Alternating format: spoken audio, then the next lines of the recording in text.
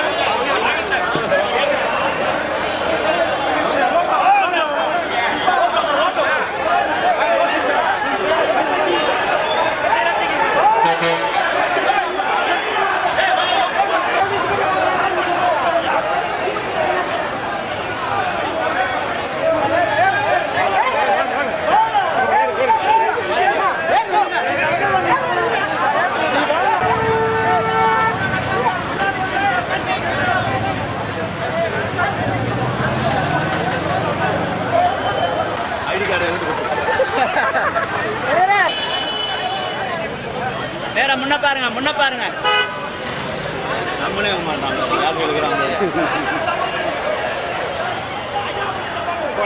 கொடை லைட்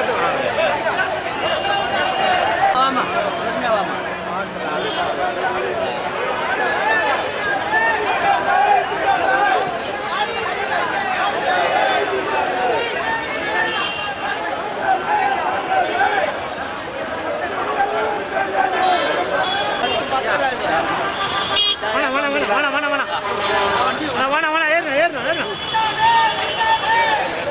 தமிழக அரசு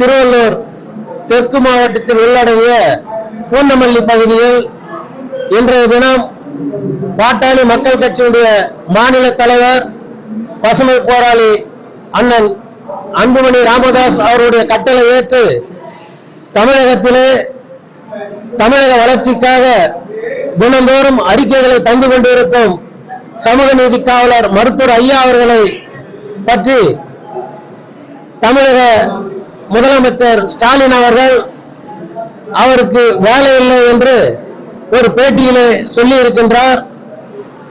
இன்று 40 ஆண்டு காலமாக தமிழக வளர்ச்சிக்காக பல திட்டங்களையும் என்னென்ன செய்ய வேண்டும் இந்த மக்களுக்கு என்று 40 ஆண்டு காலமாக தமிழகத்திற்கு ஆண்ட முத்தமிழறிஞர் கலைஞர் அவர்களுக்கும் செல்வி ஜெயலலிதா அவர்களுக்கும் ஆலோசனைகளை வழங்கியிருக்கின்றார்.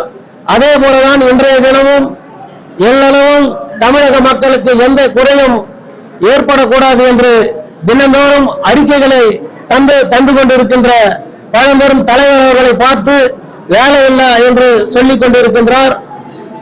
இதை நாங்கள் வன்மையாக கண்டிக்கின்றோம். அவர் பேசிய வார்த்தையை திரும்ப பெற வேண்டும். மருத்துவர் ஐயா இடத்திலே அவர் மன்னிப்பு கேட்க வேண்டும் என்று மிக வன்மையாக நாங்கள் இதை கேட்டுக்கொள்கின்றோம்.